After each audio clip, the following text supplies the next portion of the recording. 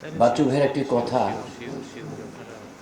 না বললেই নয়, ওনাকে নিয়ে কিন্তু আমার কোনো চলচ্চিত্র নির্মাণ হয়নি। আমার ছিল জাতীয় বিষয়।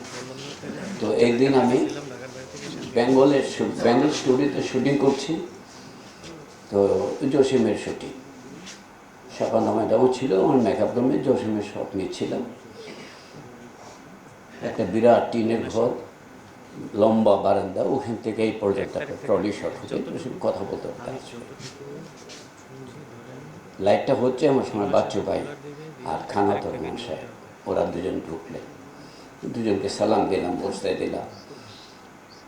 হাত হয়ে গিয়ে বললাম, আপনি আমার এখানে? কয়, তোর শিডিউল নিতে আসছি। আমার শিডিউল? আমি কি আর্টিস্ট? কয়, না, তোর এখানে যে শিল্পীরা আছে ওখান থেকে একটা শিডিউল নিয়ে যাবো। এই দুষ্ট ছেলেটা আমাকে 7 দিন ধরে শিডিউল দেয় না। জোশী বাচ্চাকে বললাম, আপনি? আমি আসলাম আতা ভাইয়ের সাথে, আবার বললো চলো যাই, গেলাম। তো লাইট হওয়ার পর মাঝে মাঝে আমি ক্যামেরার শট নিই, তো আমাকে জাকির সাহেব বললো শট আনেন। আমি বললাম যে শট নিব, কিন্তু আমি না। তারপর জাকির সাহেব বললো আমি? না, আপনি না। তখন আমি বাচ্চু ভাইকে বললাম, বাচ্চু ভাই আপনি কেন আসছেন, শট আনেন? আমি যে আপনি শট নেন, আপনাকে তো কোনো ছবিতে নিয়ে কাজ করতে পারেনি, আমি শটটা আপনি নেন। উনি উঠলেন, ক্যামেরার একটা মনিটর দিলেন, তখন কিছু হ্যাঁ আপনি অ্যাকশন বলেন। জসিমকে নিয়ে মনিটর দিল।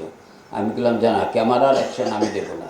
আতু ভাইকে বললাম সালাম আলাইকুম আরেকবার, তখন করলাম বলো ওয়ালাইকুম ইসলাম। বাচ্চু ভাই একজন বিরাট ক্যামেরাম্যান, আপনি একজন বিরাট চলচ্চিত্র পরিচালক এবং আরও অনেক কিছু। আজকে শটটা আপনি নেবেন। আমি নিব? জি, আপনি ক্যামেরা বলবেন, অ্যাকশন বলবেন। আর কাট বলার জন্য আমি ডায়লগটা ওনাকে দেখালাম, এই ডায়লগ আপনি দেবেন। তখন আতা ভাই উঠে ক্যামেরা দিলেন, বাচ্চু ভাই শট নিল, আতা ভাই কাটি বললো।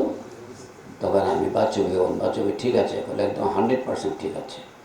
তো নেমে গেল। এই বাচ্চু ভাইকে নিয়ে কোনো ছবিতে ক্যামেরাতে কাজ করিনি, তো করলাম।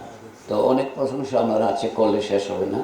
তো আমি প্রথম আল্লাহর কাছে দোয়া করি, আল্লাহ আমাকে বেহেশত নসিব করুক, এবং এইরকম একটা হাস্যর্য লোক আজকে আপনাদের সবার মাঝে বা আমার মাঝে নেই। তো ওনার জন্য আপনারা সবাই দোয়া করবেন, ওনাকে যেন আল্লাহ বেহেশত নসিব করেন। ধন্যবাদ।